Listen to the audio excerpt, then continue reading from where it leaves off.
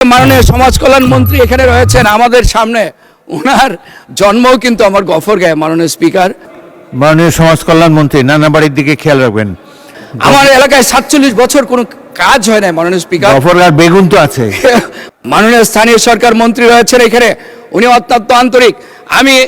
আমি ওনার প্রতি অনুরোধ জানাবো, উনি সারা বাংলাদেশের মতোই ময়মনসিংহকে, সেই ময়মনসিংহ অঞ্চলকে, ময়মনসিংহ জেলাকে, আমার পিছিয়ে পড়া গফরগাঁও পাগলাকে উনি। ধন্যবাদ মাননীয় সদস্য। পরবর্তী বক্তা মাননীয় সদস্য সালাউদ্দিন, আপনাকে 1 মিনিট বাড়িয়ে দেওয়া হয়েছে।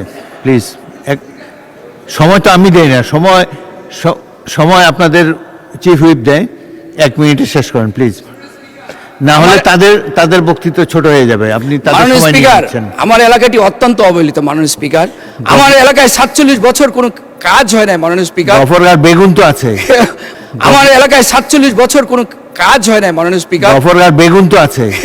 মাননীয় স্পিকার, লাফা বেগুন সেটাও বিলুপ্ত হয়ে গেছে এই জুলুমের কারণে। মাননীয় স্পিকার,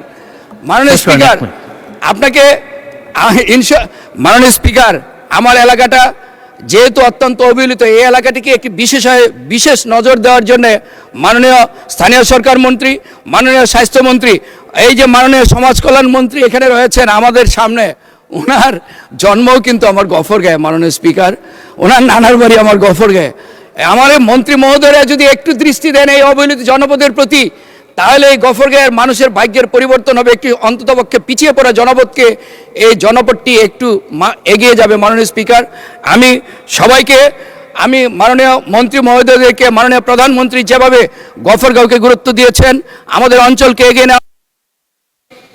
ধন্যবাদ মাননীয় সমাজ কল্যাণ মন্ত্রী নানাবাড়ির দিকে খেয়াল রাখবেন।